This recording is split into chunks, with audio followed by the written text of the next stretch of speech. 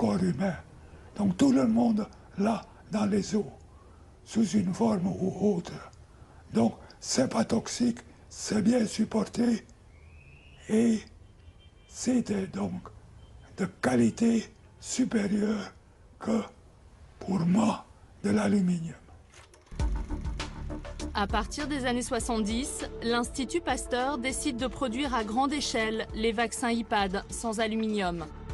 Mais en 1984, un événement va bouleverser l'organisation de Pasteur. Le célèbre institut fusionne avec un géant de la fabrication de vaccins, l'Institut Mérieux. Pasteur, Mérieux, désormais même combat. Les deux instituts de recherche ont décidé d'unir leurs efforts. Ils ont signé hier un accord de collaboration. Pasteur-Mérieux devient, après le groupe américain Merck, le deuxième producteur mondial de vaccins. La nouvelle direction stoppe la production des vaccins inoffensifs au phosphate de calcium pour produire uniquement des vaccins à l'aluminium. Pour les chercheurs de Pasteur, cette décision est scandaleuse. D'autant que certaines études démontrent déjà que l'aluminium stimule la production d'IgE, autrement dit favorise les réactions allergiques. Dans un courrier, le professeur Léry, le patron de notre témoin, alerte le ministère de la Santé de l'époque. Cette lettre, le professeur Relliveld l'a précieusement conservée. Ce retrait du marché particulièrement dommageable, et ceci à plusieurs égards. Les publications portant sur les effets toxiques de l'aluminium sont de plus en plus nombreuses, poursuit le professeur Léry. Cet élément pousse à préférer des produits avec un autre sel minéral, comme le calcium. Le ministère de la Santé ne donnera jamais suite à ce cri d'alarme des chercheurs. Je suis convaincu, comme le dit le professeur Léry, que c'est une erreur considérable d'avoir retiré du marché les vaccins sur phosphate de calcium. Vous étiez en colère ? Moi, j'étais dépassé, je ne pouvais rien faire. Ce n'est pas moi qui décide, c'est la direction de Pasteur qui décide. La colère des chercheurs de Pasteur n'a rien changé et l'immense majorité des vaccins contient toujours de l'aluminium. Cela ne pose apparemment pas de problème de conscience à ceux qui ont opté pour cette formule tout risque. Marc Girard était directeur scientifique de Pasteur Vaccins au moment de la polémique.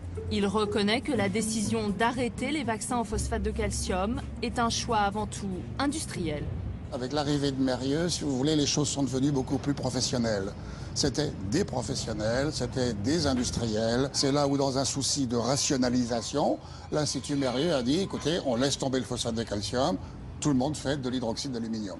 Pourquoi un souci de rationalisation? Parce que dans une industrie, c'est toujours plus compliqué d'avoir différents produits qu'il faut mélanger, pas mélanger, éviter de mélanger, etc. C'est plus simple d'avoir une ligne unique. Et comme la ligne unique était celle de tous les autres fabricants de vaccins à l'époque, donc c'était un peu normal de se tourner vers l'hydroxyde d'aluminium.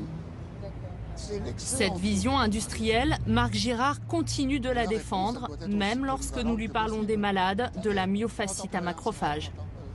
Soyons clairs, par rapport aux milliers de millions de doses de vaccins qui sont utilisées dans le monde, ça représente un nombre infime. C'est 3 patients à Créteil ou je sais pas quoi. 1000 patients en France?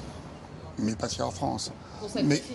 Non, c'est pas qu'on les sacrifie. Je suis en train d'essayer de vous montrer que le tout n'est pas de se concentrer sur le pauvre clochard qui est malheureux, mais qu'il y a aussi le reste de la communauté. Ce pauvre clochard, ce sont des centaines de malades sacrifiés par l'industrie pharmaceutique. Marc Girard va finir par reconnaître cet excès de cynisme. C'est vrai, votre réaction est tout à fait bien. Il faudrait faire quelque chose pour ça, et c'est un problème sur lequel on ne se penche pas, c'est vrai, je le reconnais, tout à fait. Il faudrait se pencher dessus. Aujourd'hui, qui se préoccupe vraiment des 1000 malades français de la myofasciite à macrophages? Il existe une autorité chargée de veiller sur notre sécurité sanitaire, l'AFSAPS, l'agence française qui contrôle la sécurité de nos médicaments. Nous avons souhaité connaître sa position sur ce drame. Pour Jean-Hugues Trouvin, le conseiller scientifique du président, la myofasciite à macrophages ne concernerait que 500 malades. encore une quantité négligeable.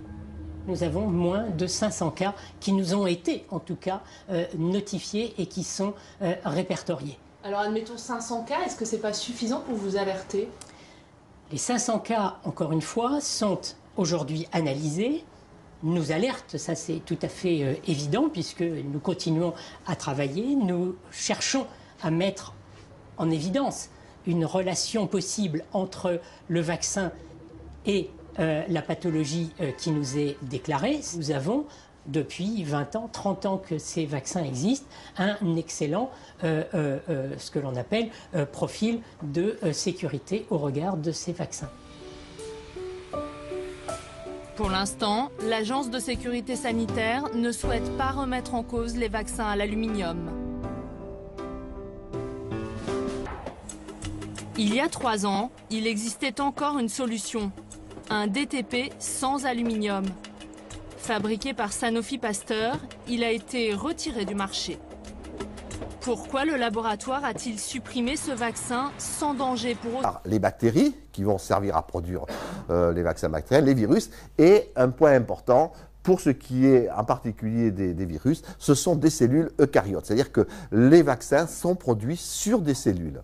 Alors, tout ceci, dans le cas des vaccins viraux, il faut bien comprendre, c'est qu'il s'agit du vivant. Et donc, tout ce qui va servir à cultiver un virus, par exemple, peut être source de danger. Quand vous utilisez, par exemple, du sérum de veau, eh bien, vous devez être sûr qu'il n'y a pas un risque que le sérum de veau apporte un virus, apporte de la BSE dans les vaccins, car c'est du vivant. Donc, vous allez l'incorporer dans votre vaccin et vous risquez de l'avoir au final. Ce qui explique l'énorme contrôle de qualité qui se fait depuis la matière première. Il y a une traçabilité énorme des matières premières au point final, car au cours de toute cette activité de production vivante, à tout moment, il y a un risque d'introduction d'agents contaminants dans le vaccin par l'intermédiaire des techniciens.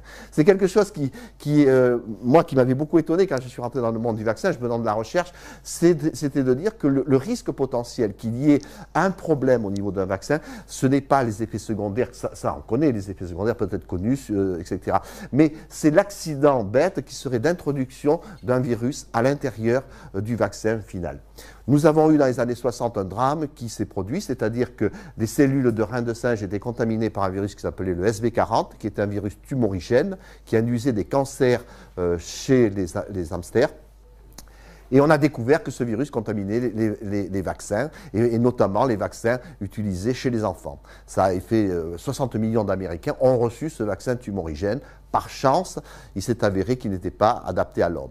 Mais ça avait été une grande crainte, et depuis cette date-là, 60, c'est l'obsession permanente qu'ont les industriels qu'une catastrophe identique puisse arriver. Ça s'est reproduit, ça se reproduira, des agents contaminants. Très récemment, on a découvert dans le vaccin rotavirus de JSK, un circovirus d'origine porcin. Par chance, encore une fois, ce circovirus n'était pas pathogène par l'homme, il avait été apporté par une matière première, en l'occurrence la trypsine. Donc vous voyez que lorsqu'on parle de vaccin, il ne faut pas seulement parler du principe actif. Quand on dit vaccin rougeole, bien sûr, c'est le virus de la rougeole qui est important, mais il faut penser tout ce qu'il y a autour, le sérum qui a servi à produire, la trypsine qui a servi à découper les cellules, ou encore la cellule qui elle-même, d'origine aviaire, peut apporter quelque chose imprévu. Dans le cas des vaccins aviaires, il y a eu le problème avec la fièvre jaune qui était contaminée avec un virus de la leucose aviaire. Ça a été également un drame. Par chance, encore une fois, 400 millions de personnes ont reçu ce virus de la leucose aviaire vivant, qui s'est multiplié chez l'homme, mais par chance, il n'était pas pathogène. Vous voyez que lorsqu'on parle d'accidents post-vaccinaux, chez l'industriel, il y a une vision tout à fait différente. Ce n'est pas l'association avec une maladie mystérieuse, fût-ce-t-elle autisme, sclérose en plaques, etc., qui préoccupe l'industriel. L'industriel ne pense qu'une chose, c'est le risque d'avoir un accident par l'apport de matières premières contaminées ou par l'apport du vaccin. Je ne sais pas si vous voyez très bien le problème, mais c'est l'obsession de l'industriel. Suivant. Et puis, il y a également des cellules hétéroploïdes. Alors, la cellule hétéroploïde a été une étape essentielle, mais pose encore énormément de questions. Ça aussi, c'est une réflexion qu'il faut avoir. Par exemple, la cellule MDCK. La cellule MDCK voudrait être utilisée pour la production du vaccin contre la grippe. C'est un excellent support de production du vaccin contre la grippe, mais elle est tumorigène. Et le grand débat philosophique qu'il y a, peut-on utiliser une cellule tumorigène pour faire un vaccin destiné à des enfants? Je peux vous dire qu'au niveau des autorités, c'était une énorme discussion, au niveau d'industriels aussi. Certains disent les quantités d'informations génétiques, c'est-à-dire d'ADN, étant extrêmement faibles, il n'y a aucun risque. Certains disent oui, mais attention, on vaccine des enfants à 5 ans, à 1 an, et dans 50 ans, qu'est-ce qui va se passer, quoi? Donc, avant d'accepter une cellule comme ça, le débat est très ouvert. C'est actuellement ce qui se passe aux États-Unis avec le vaccin de la grippe produit sur MDCK par la société Novartis. Le débat, je peux vous dire, au niveau de la FDA, reste très élevé parce que c'est moralement un problème très important. Que vous vaccinez une personne de 75 ans, le risque est très très faible, mais quand vous vaccinez des enfants, vous posez aussi des questions sur le long terme. Enfin, j'ai rien contre, je ne vais pas dire qu'il faut éliminer avec le vaccin les personnes de plus de 75 ans, quoi. Alors, l'étape suivante, c'est l'inactivation. Donc, je reviens au concept de départ. Des vaccins vivants atténués, ça on n'en parle plus, c'est par exemple la rougeole, les oreillons, la rubéole, la fièvre jaune, etc. Vous les connaissez bien. Et puis, les vaccins inactivés. Dans ce cas-là, il y a une étape essentielle, cruciale, l'inactivation. Là également, je vais vous raconter une petite anecdote qui était quand même pas anecdotique du tout, mais enfin. C'est en 1955, lorsque le premier vaccin contre la polio a été mis au point par Jonas Salk. Vous connaissez tous le vaccin Jonas Salk, c'est l'IPV, quoi. C'était une énorme révolution. C'était le premier vaccin qui était produit sur des cultures de cellules. Était produit sur des cellules de reines de singe. Ça avait été une histoire extraordinaire. Vous savez que le jour où Jonas Salk a annoncé ce succès, toutes les cloches des États-Unis se sont mises à sonner. Ça a été un jour de liesse plus important que la fin de la guerre, quoi. Et donc ce vaccin très, très important, malheureusement il y a eu un drame qui a suivi quelques temps après, un vaccin produit par les laboratoires Cutter était mal inactivé. Et il y a eu plus de 270 enfants qui ont contracté la polio, dont plusieurs sont décédés. Vous voyez que des fois on a des sueurs froides quand on fait de la production. Le vaccin mal inactivé, Cutter, ils ont disparu, quoi. Si quelqu'un, ça arrive, si demain un vaccin rage est mal inactivé, Sanofi, ils s'en vont, quoi. Ah ben attendez. Bon, attendez, ouais, non, mais vous savez, c'est arrivé pour le vaccin rage. C'est arrivé au Brésil, où il y a eu plusieurs dizaines de personnes qui sont mortes de rage, hein. Alors, petite histoire, concernant la fièvre jaune, c'est assez intéressant parce que ce qui s'est passé, c'est que pendant la guerre, l'armée américaine avait décidé de vacciner tous ses soldats qui partaient, ainsi que les Anglais. Les Français, non, mais j'ai de peine à avoir beaucoup, c'est pour ça. Donc, on a vacciné tous, et malheureusement, il y a eu une dramatique épidémie d'hépatite B.